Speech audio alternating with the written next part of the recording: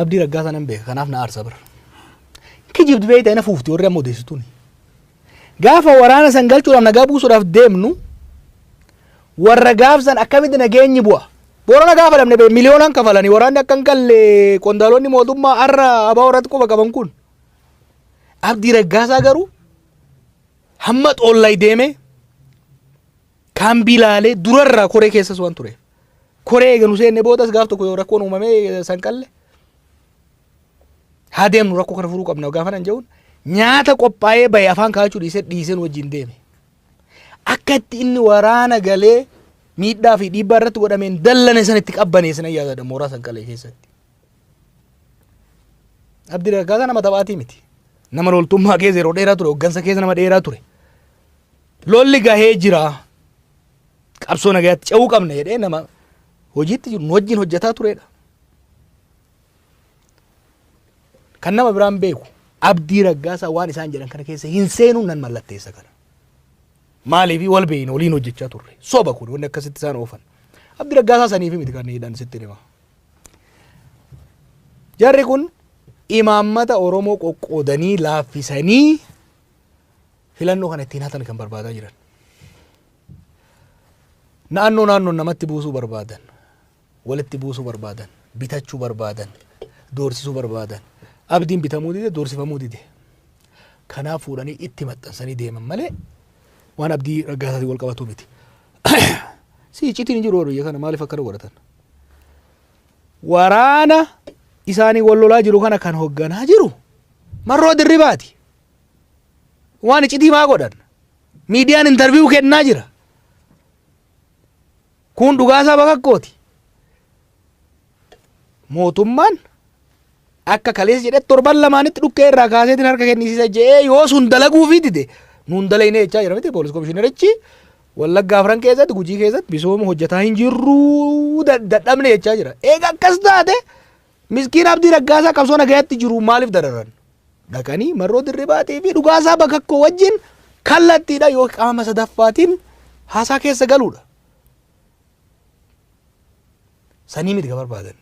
Isaan ka barbaadan sanii miti. Isaan rakkoon isaanii rakkoo waraana saniiti miti. Waraanni sun akka galus waan barbaadan natti fakkaatu. Maaliif akka hin galle gufuu guddaa kan nurra kaayaa ture jara mootummaa keessa jiru. Yoo yaadatte hagammaatiin yaadadha. Gaafa koree teeknikaa asii bobbaafne abbaa gadaa bayyanaa fi baqqalaa hanfan gama dhihaaanii fi warri kun gama kibbaa deemnu akka nu bobbaane shira ammeenya shira ture keessaa tokko waraana amansiifne deemaa turre beeki galchuudhaaf. Mootummaan Itoophiyaa araara jedhamu kana quban qabuu jedhe Jeneraal Biraanuu Juulaa gadi ba'e. Wanni irratti ba'e Itoophiyaan kan warra salphate sana irratti Itoophiyaan Pirees Ejensi irratti ba'e. Booda hoggaan gaafadhu waan hin ji'a dura kenne naan jedhe. Okay. Inni ji'a dura yoo ka kennu taate inni soba waan sobulee irratti fakkaatu warri garuu gaafsan miidiyaa san irratti gaafsan baase gaaf nu deemu hennu. Yoo adatti Marroon miidiyaa irratti ba'e kana ka kenne. Asiin abbootiin gadaatiif koreen teeknikaa araarri bu'e jedhanii nu sobanii asiin garuu mootummaan araaruma kanaan beekuu jedha kanaafuu amanee hin galuu jedheeti kan gaafsan murteesse. Kanaaf shira guddaa Boorana gaafa dhayne maallaqa kafalanii warri achi jiru meeqa fiddee dhuftee naan jennu waraanni akka hin galle ammana kafalameera ati hoo galchuuf meeqa kafaluu dhufte sadarkaa ammanatti deeman araarri akka bu'u waan hin barbaadiniif warra akkamiiti tokko Oromoon nagaa akka argatu kan warra hin barbaanne jira.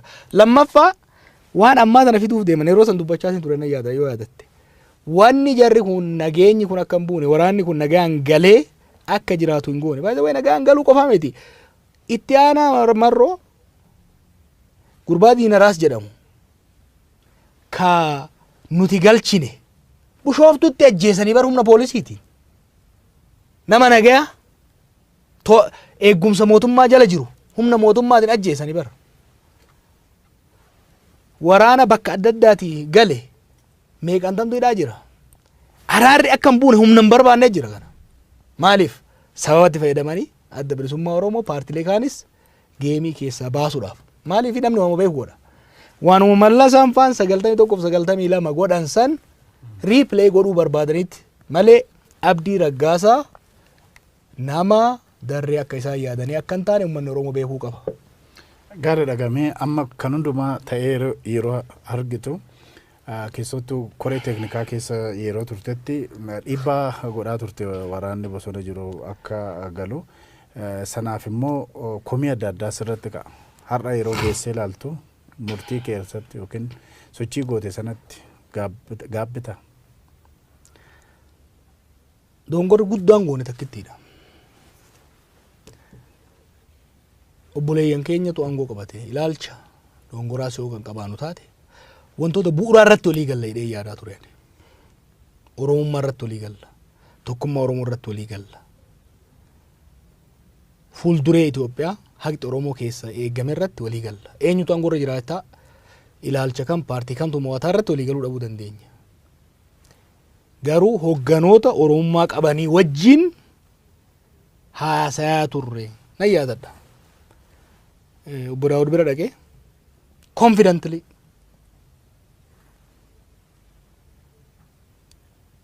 Abiyyi fi Lammaan ejjennoo ani qabuu fi ati qabdu irraa addan qabanii waa'ee nagaa Oromiyaa irratti jedhee yeroon itti mormuun yaadadha. Dongorri guddaan nuti goone warri aangoo irra bahe ilmaan Oromooti. Kaleessas dhiibbaa wayyaanetiitu hacuuccaa wayyaanetiitu Oromootti isaan jallise malee Oromoon akka miidhamu, Oromoon akka cunqurfamu, Oromoon lola keessa akka galu, tasgabbii akka dhabu hin barbaadan jedhee hin shakkine. I trusted them. Dongorri ani argachi. Isaan amanuun dogoggora amma. Dongora guddaa ture. Maaliifi isaan yeroo bitatanii aangoo gadi cimsachuu malee biyyi kunis uummanni keenyas gama dimokiraasiitti akka cehu fedhii qabaachaa akka hin turin mul'ataa ture yeroo sanitti. Yeroo tokko beektaa willful ignorance waan jedhamu jira. When you want to believe nageenyi biyya kanatti akka bu'u ce'umsi keenya nagaan akka cehu akka godhamu hireen Oromoon dhiiga isaatiin fide kun akka milkaa'uuf hawwii guddaa qabaachaa waan turreef yoo yaadatte gama jalqabaa irratti Abiyyi mormaan ture. San hunda dhiifne wanni kun milkanaa'uu qabaa jennee cichine hanga manguddicha Daawud Ibsaa live TV irratti itti iyyanutti kan deemne garaagarummaa fedhes yoo qabaanne tarii jarri kun walitti aaree wal amanuu dhabaniiti malee Oromummaa irratti Oromiyaa irratti nagaa irratti garaagarummaa hin qabanii jedhee waan yaadeef san dhiibaa turre leessan lardu baranneerra. Garuu kun akka dhufuun beeka Jawaarii tarkaanfii sana fudhataa kan ture abaa'uudhum dadhabsiisuuf malee rakkinni kun gara boodatti akka dhufu hin beeka. Lammatas immoo otoo jara namanin jennu amanee kana kan godhe abaa'uudhum dadhabsiisuuf malee lakki dogoggoraa takka mamma jettu kanarraa miti kan jedhan jiru. Gabaabatti maal jetta? Dhugaa dubbanne abaa'uus dadhabsiisuun barbaanne yeroo sanitti Abiyyis dadhabsiisuun barbaanne.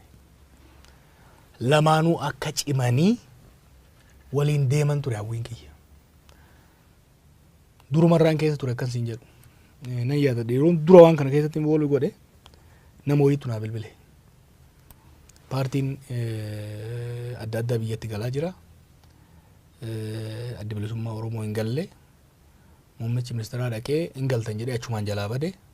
Maal wayyaa jedhee namni wayii naa bilbile. Bilbilaan an dubbii kana keessan seenuun jedheen. Seenuu qabdaa. Yoo yaadatte dabbidoollotti namni dudu'aa ture yeroo sanitti.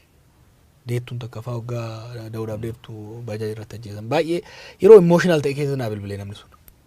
Bilbila fuudheen obbo Daawudii bilbile. Itti iyyee maal godheen haga tokko amansiisutti geesse. San booda asitti hin bilbilee hogganoota as jiran wajji haasofne. Tan biraa kan hin yaadadhu yeroo Abiyyiif Lammaan Minisootaa dhufan airport irra hanga hoteelatti nagaa wal gaafachuutti aansee kan dura waliin haasofne akkamitti dhimma abaa'oo kana bifa nagaan dhumnaaf hinnaadha. Maaliif dhimma Daawudii fi Abiyyii miti kun abaa'oon seenaa Oromooti. It's the embodiment of Oromo history.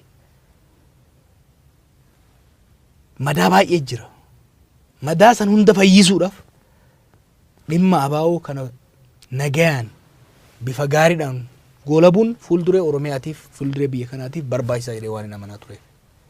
Lammaffaa obboleeyyan keenya kun aangoo qabatan continuity aangoodhaa mirkaneessuudhaaf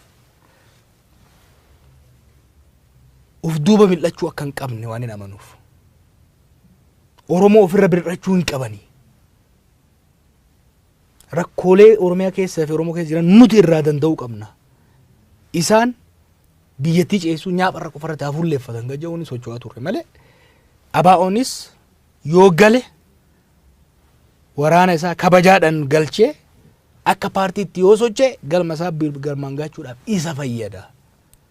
Amma booda of duuba deebi'uun hin barbaachisu. Abaa'oofis obboleeyyan keenya aangoo irra jiraniifis gaarii kanaa jee waan itti amaneef hin deemne jechuudha.